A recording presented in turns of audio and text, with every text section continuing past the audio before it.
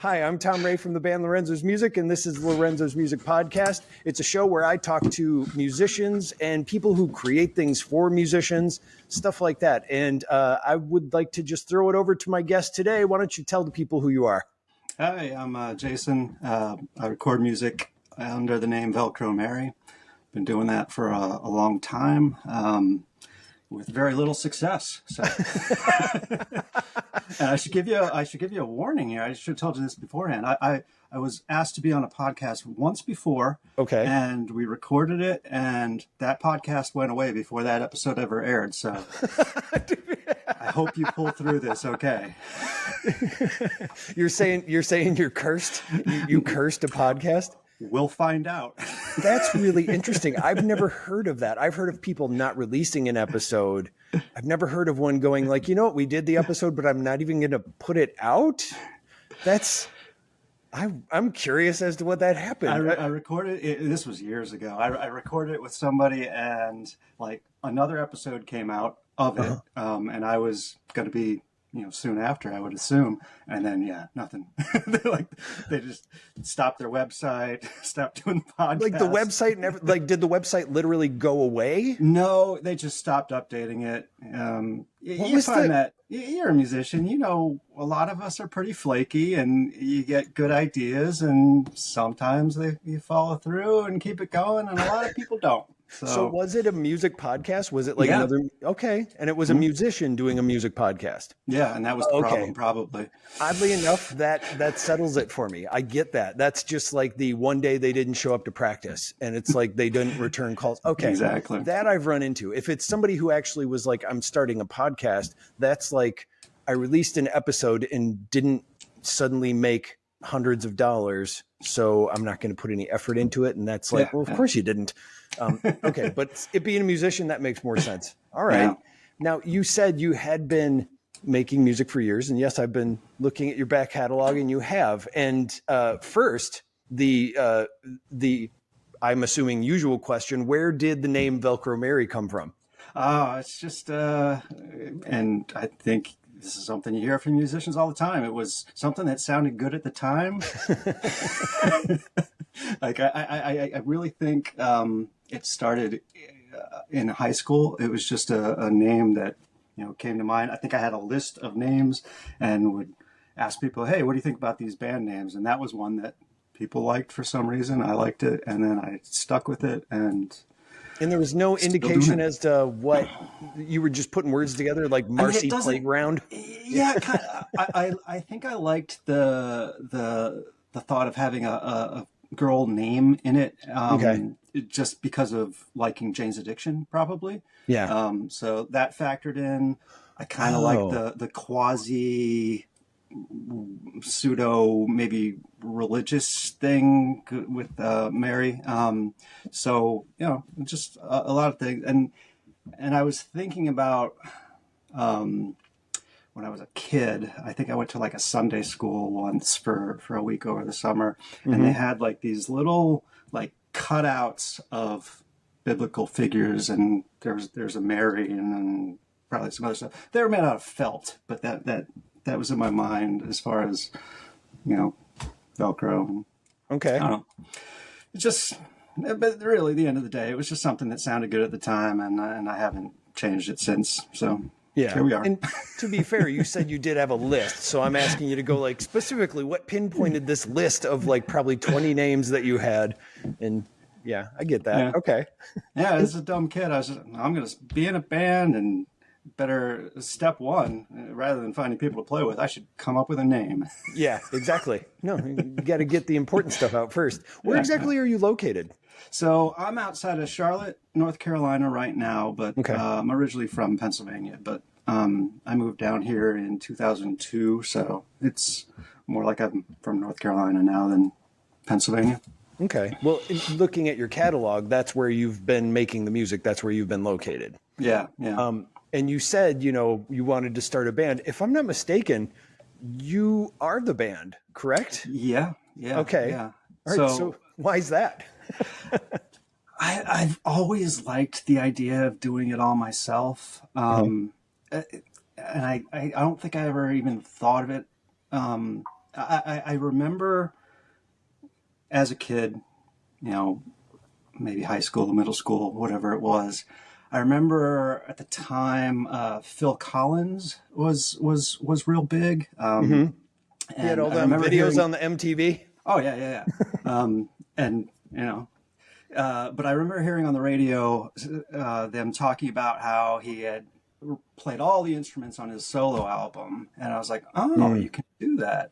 And then, you know, you probably did the same thing. I, you know, tried to do my own ghetto version of multi-tracking with like boom boxes and playing them together and getting awful audio quality out of it. But, you know, the fact that you could layer sounds together was, you know, mind blowing. And then when I got a 4-track and could do it more legitimately, I mean, I just loved it, and I've been doing it ever since. And you were doing that on cassette, or was it digital by this time? Cassette, yeah. So this would have been like early 90s that I got started recording well, or trying to anyway. So Okay.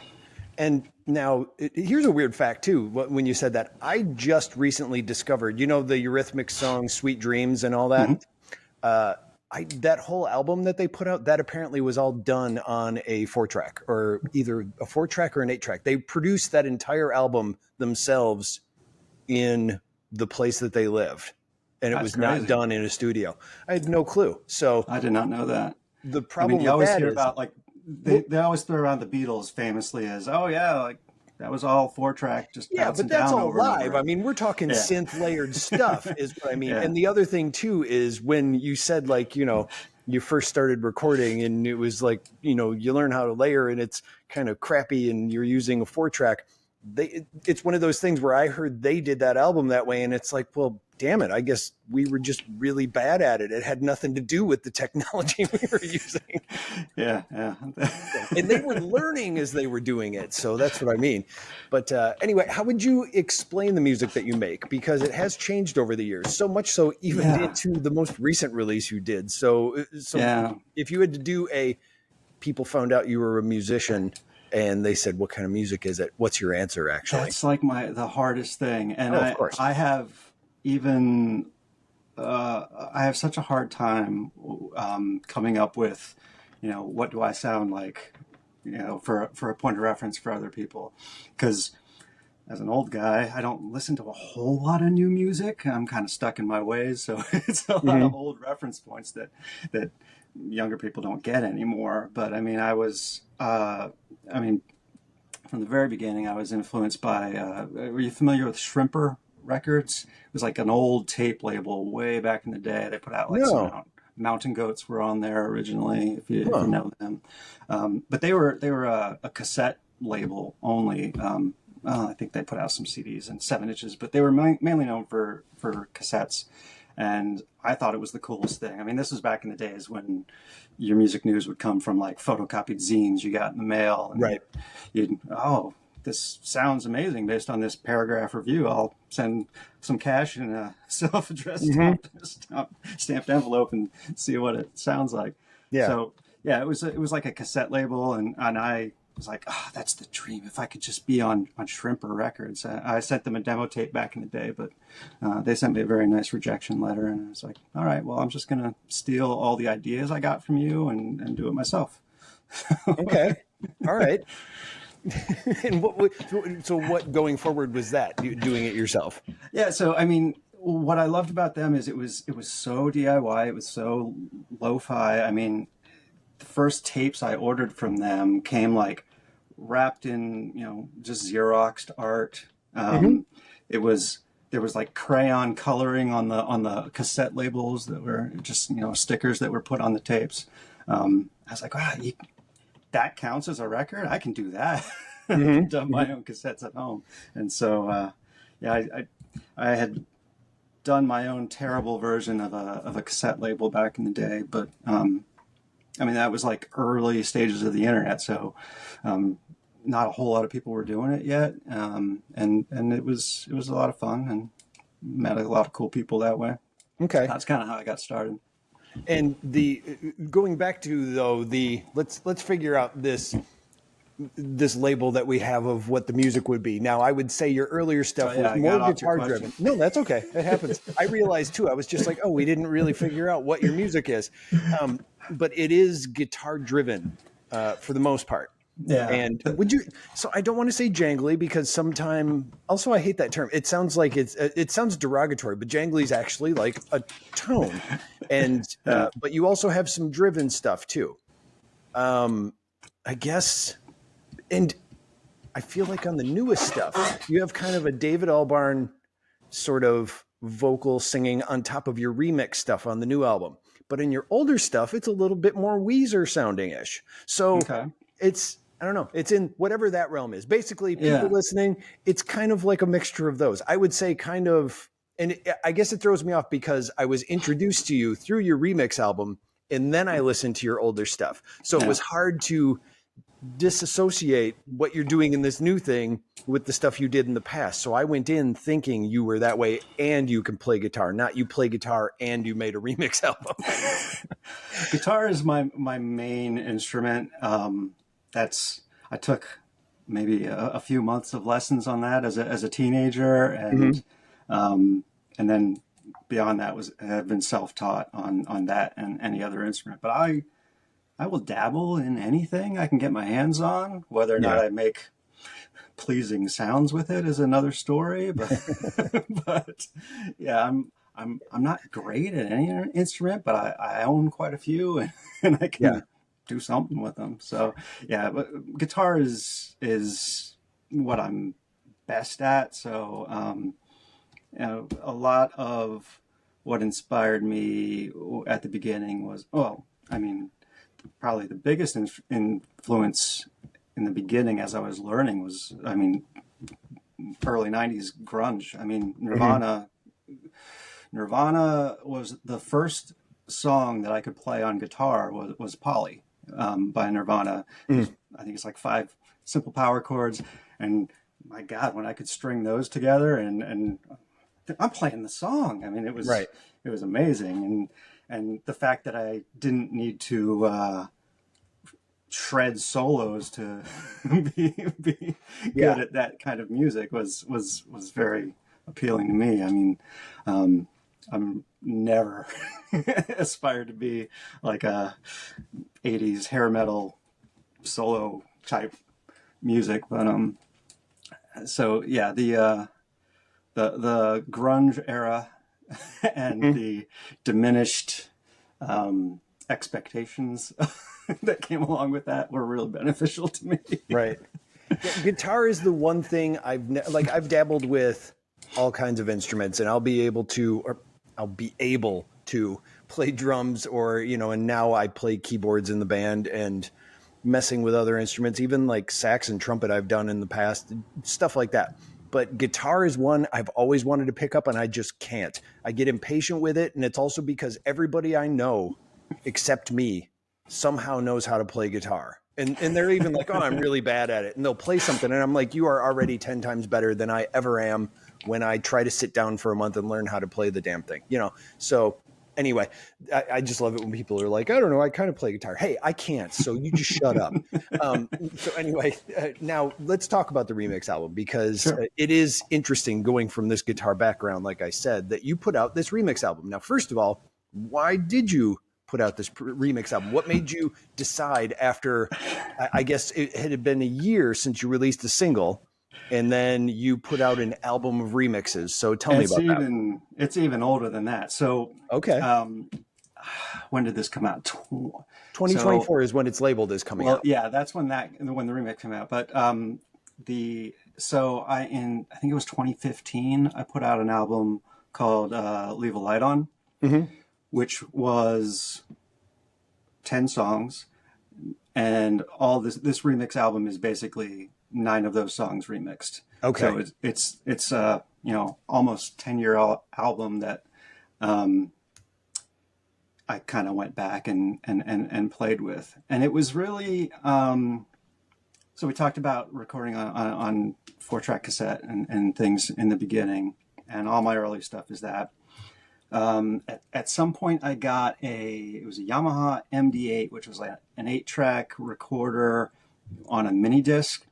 Mm-hmm. And I've put out stuff from that. None of it's like on Spotify at this point anymore because it's pretty bad. I didn't really know what I was doing in that realm. But Leave a Light On, the album that came out in 2015, was my first actual digital like GarageBand and Logic on a Mac that I was learning it that way. And I still didn't know exactly what I was doing. You know, everything I do recording wise is kind of an experiment, and maybe this will work, maybe it won't. We'll see. Right. So I'd put out that album. I was very proud of it. And you know, as you go down the rabbit hole of YouTube videos on production techniques and stuff, you're like, oh, if only I would have known that back in the day. Mm-hmm. And so it became that song from that album was good. And if I would redo it, I'd change a couple things. So it was just a way to go back and retinker with what I had done already. And like, oh, I'm better now, so this should be better. Mm-hmm.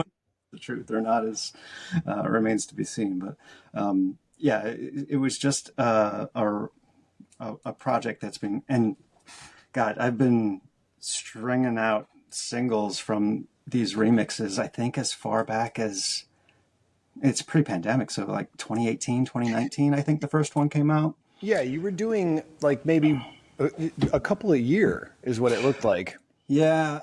I was kind of on a roll for a while where I was pretty steadily putting out a song like every 6 to 8 weeks. And then a weird opportunity came up to play a show that kind of derailed the recording thing, because it was like, oh, I have to do a show, so I have to remember how to play my songs. Uh-huh. So and put together some sort of live act for that. Right. So that kind of derailed the recording, and then after that show, you know, other life things happened, and I kind of the recording got slowed down to a trickle, and then just shut off for a couple of years. So it was. You make it sound like there was a group of people that you let down in this process, and it's like, no, you just stopped doing it. In my mind, there is, because if like the musicians were showing up to the studio, and you were like, I can't make it today, guys. You got it in your brain. Assume somebody out there cares. I mean, yeah. I know they don't, but no, they do. I'm just saying, you made it sound like, you know, the record company was on your back to get this finished, and you're like, I can't do it today. I have a hard drive full of half finished things or barely started things, and I've got like a million ideas of things I'd like to do, but you know, I'm 49. I have 2 small children. Right. I have a real job. There's so little time in the day for creative pursuits that lose money rather than gain it. So okay. You know, well, you do what you can. Well, what is the process when you start recording this? Were you creating the drum loops first? What were you creating it in? Like, how were you figuring out what you wanted to do with it? What was the process you were doing? Are you talking in general or this remix album that I just... Either or. So, well, the remix, I'll talk about the remix first, and then kind of, because that was kind of, I had, you know, all the basic stuff from, you know, recording it in the first place, and I didn't want to add too much to it. It was mostly, I wanted to keep it mostly remixing, you know, taking what I already had, tweaking it, moving it, you know, changing effects, that sort of thing. Did change some song structure stuff here and there. But it mainly was, you know, listening to the original stuff and getting ideas from there. Like, oh, I bet you know, this with just a really repetitive drum loop would be interesting, and I could kind of build off that. So I start with, you know, some small idea like that, and then it's building on it. I very rarely know what it's going to be when I start it. You know, it's just kind of, you mess around and it that sounds terrible. I'm not going to do that. Mm-hmm. Oh, this is interesting. Let's follow this thread and see where it goes. And that's how I ended up with what we have for the remix album. Okay, and you weren't there's more than me. you weren't following like the tempos or anything. You were really just kind of reimagining them from scratch by listening to the old ones. You're saying this was so the tempos were locked based on what I had already recorded. I don't think I changed the timing or anything. I didn't re-record any vocals or anything. Really? Yeah. It's all, the original stuff for the most part. That's what I was wondering. All right. The only thing I would do is, effects change drastically. I would mangle things through plugins. I make up new drum loops a lot of the time, or whatever the percussive elements were. What were you making the drum loops out of? Like what kind of stuff were you doing to create it? Mostly everything I'm doing is in Logic on my Mac. I think. Yeah, probably. Trying to think if there's anything that's not. Probably not. All of this was done in Logic. If I'm doing something else, it could start elsewhere. Like I do I've done a lot of things where maybe something starts on my phone or an iPad, and I'm like, oh, I've got something here. I'll import it into Logic and build off of it and see like what some happens. sort of MIDI sequencer program, or are you saying just like audio wise? Yeah. So in Logic on my Mac, they've got like these drummer things, studio drummers, where you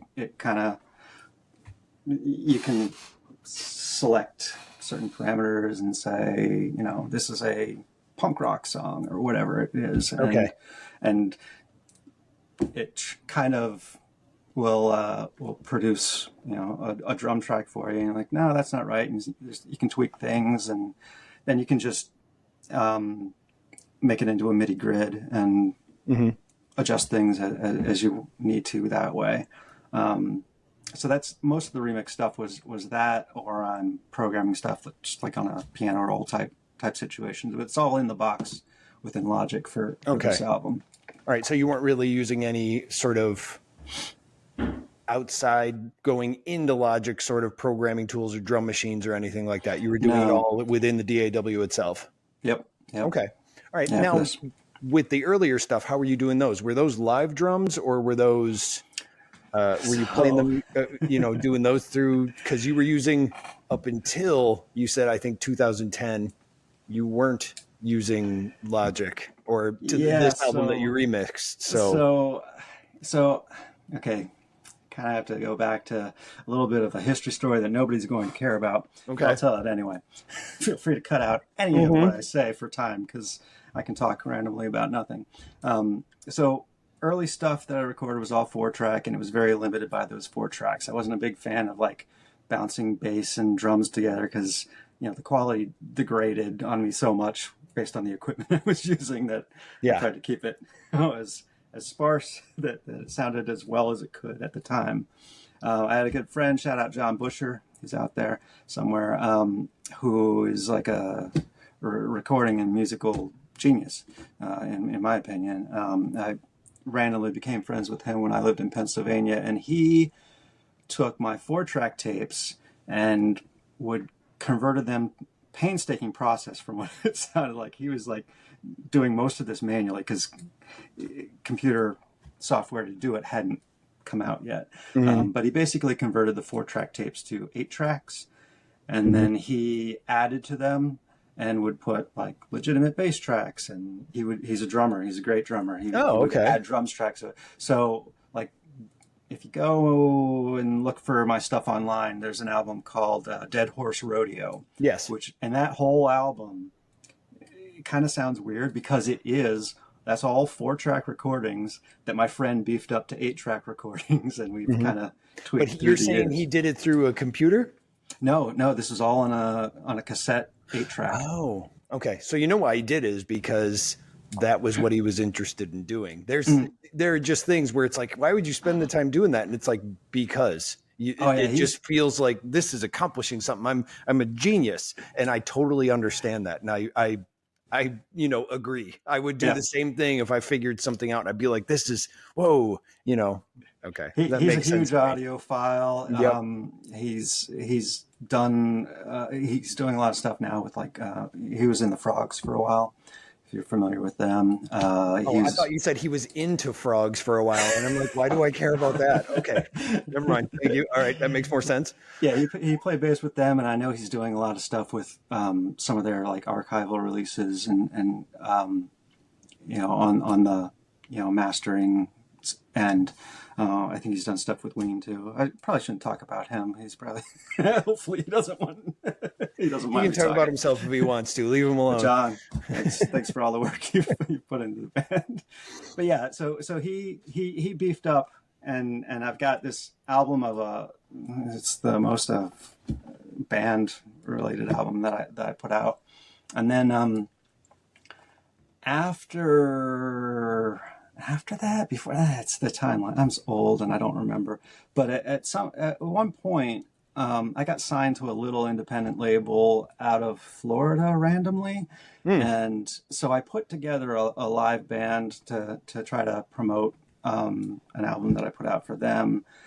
And I was in kind of not really a big city in Pennsylvania, so I was relying on the people I knew there, and it wasn't the greatest scene for original music to thrive, so we never really did much there with that. But we had a live band for a few years, and I wasn't very good at it.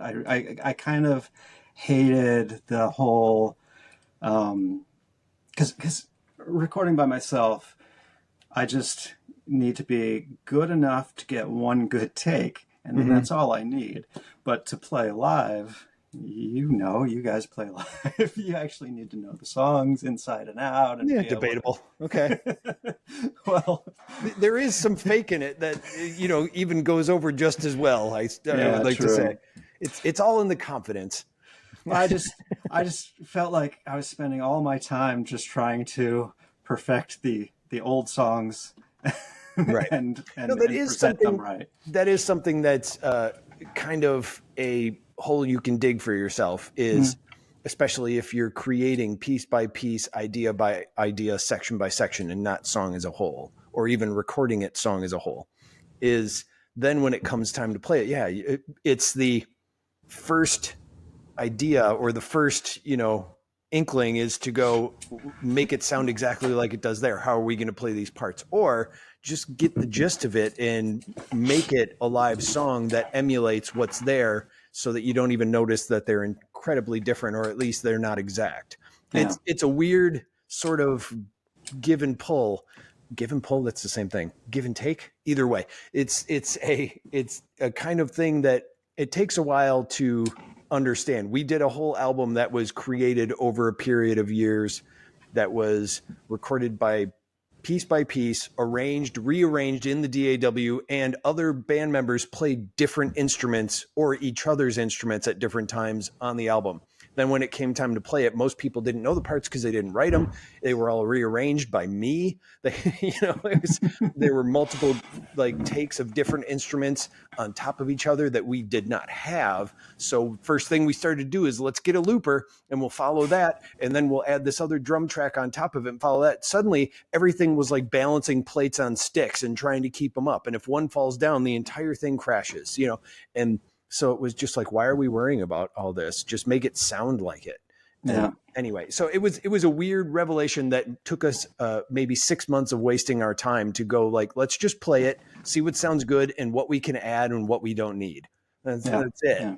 So anyway, I don't know why I'm thinking this whole process out loud. It's just what you were talking about kind of just made me think about that, and I thought it was kind of relevant.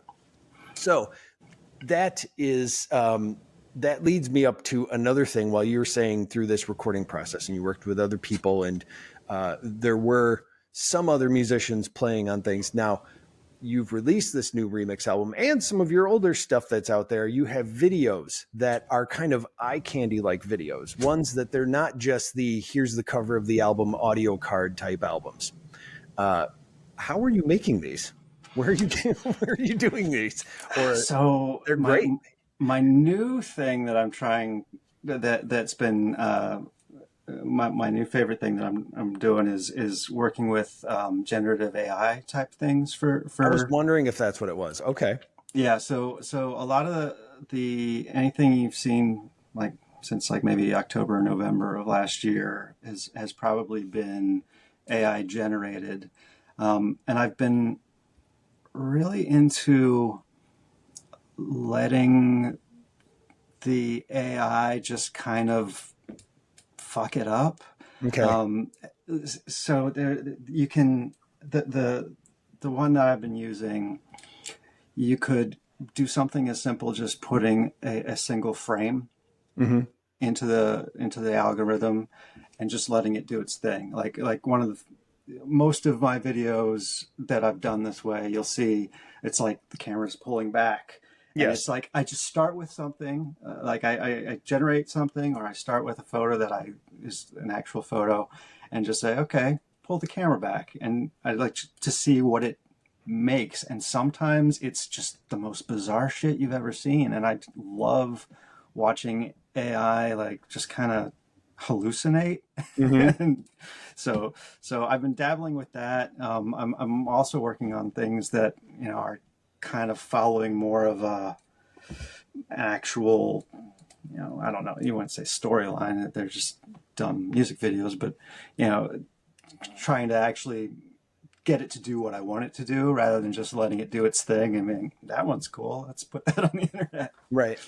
Yeah, I was going to say a lot of it is it's either zooming in or zooming away. So you saying like that's just the first thing it does. It's like, okay, that makes sense. And you're just letting it run with it. Now, what Yeah. about, and also there is one thing about AI, and it even kind of goes, I don't know why it made me think of, there's a 30 Rock episode where Tracy Morgan tries to make the first X-rated video game. And the problem they run into is that basically, uh, computer generated people are not sexy, and so he has to try and solve that problem.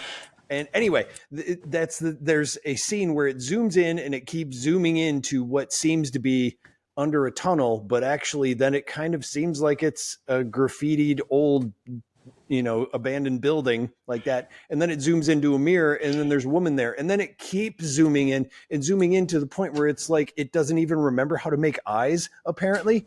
And that part creeped me out. I was just like, okay, I can't look at that part anymore. It's too close. But so did that just happen when you put it in there, or did you say at the end of the tunnel there's someone there, or did you just at the end all of a sudden like, hey, here's some creepy clown woman? So I think the one you're talking about is the "Grow Up to Be Dead" Yes. remix video, Yeah. and that started. I was trying to make a video that followed the lyrics of the song for a different song called "Whatever Helps You Sleep at Night." And I had some ideas. I was like, "Oh, AI will do whatever I want." I got these great ideas, and I was started with the idea of a person looking at themselves in the mirror in like a bathroom type setting. And so I generated all these different versions of that, and it would kind of like not do what I wanted it to do. Like I'd like, oh, I'd like to see somebody take a swig from a bottle of whiskey here, and it just would Mm-hmm. not do it. The technology was not there. So Okay. I tried to make what would be more of a narrative thing, and it was just failing.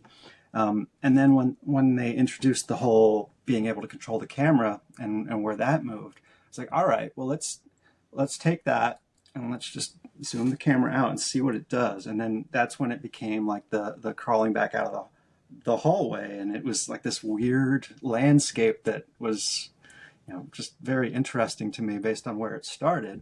Mm-hmm. And I was like, and you get so far and you're like, okay, well, and now it's kind of boring, stop it at some point. It's like, well, what if I went the other way? So then I went back to the beginning. I was like, all right, let's start with the frame and just zoom into the mirror and see what happens. And it would just kind of like become like this dreamlike massive moving stuff that didn't really kind of look like people sometimes, and then it wouldn't. And it got to the point where the AI is kind of weird, where it's like it won't let you, like, it's very restrictive as far as, like, it won't let you do much as far as like children. Like, it doesn't want you to put children where, and it makes total sense. And like anything you do, the one I use anyway, that would be deemed like adult content, it's like no. But what is the one that you use, by the way? I've been using Luma Labs AI. It's a Dream Machine, I believe it's called. Okay. So yeah, that's what I've been doing mostly. But it on the part where it's like zooming into the mirror and it kind of becomes like this blurry mess of maybe hair and people, who knows. Yeah. It got to a point where it was like, no, we can't do this anymore. This is not a safe image. I'm like, oh wow, you made it. Like it was generating its own thing. Yeah, like it got so dark and clustered that it was going like, what is that just popped up there? It was questioning its like, own generating properties. Yeah, you can't make this pornography. You made this. I don't have anything to do with this. And by the way, it's just a massive, like, blurry, hairy people walking. I don't know. So yeah, what it will and won't let you do is interesting sometimes. Okay. And is this free, or are you paying for this to use the service? You can do it for free, but I do pay for it to. It's very limited what it will allow you to do on a monthly basis with a free account. So gotcha. I do pay for it. Okay. And now, one last thing I wanted to ask you about. So earlier you said while recording the remix album, it kept getting pushed back, and then because you had a show. So we've talked about how, for the most part, you make this stuff by yourself, or you're programming it yourself. So one, how are you finding shows? And two, what do you do for shows? Like, how are you playing them? I hate shows. I don't want to ever play another show. I don't think. Okay. I'm just not good at it. The time it takes for me to get up to show ready is just not worth it for me. All right. Yeah, so I don't really have much interest in that. I have no interest in like going out as a solo performer with an acoustic guitar at like a coffee shop or something. That's just not. Is that how you were doing it though, or are you? I've done that in the past, but the show we did was a very special circumstance. I have a nephew who was working on his Eagle badge for Scouts, and he put together a charity concert type thing. It was like a food drive / food awareness thing that he put together, and he didn't know anybody in a band for this concert he was putting together except for his uncle. So he called me. He's like, "Hey, would you play this?" I'm like, "I don't know." And I ended up doing it. That is the strangest reason for doing a show I've ever heard. Okay, continue. It gets worse. So I don't play with this happened in Pennsylvania. I live in North Carolina. Mm-hmm. I don't play with anybody down here. Like, and I always feel anytime the thought of, oh, I should start a live band and play local shows, I'm like, I don't think I can ask that of other people to learn my crappy songs for playing once every while. Nobody's got time for that. I don't have time for that.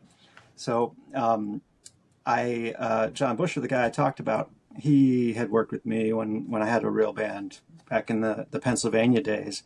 I called him up. I was like, "Hey, this is going to sound weird, but I got this like one show over the summer kind of near you. Any chance you would just come and be my drummer?" And I was like, "Yeah, sure." And so I just practiced my songs by myself at my house for a few months.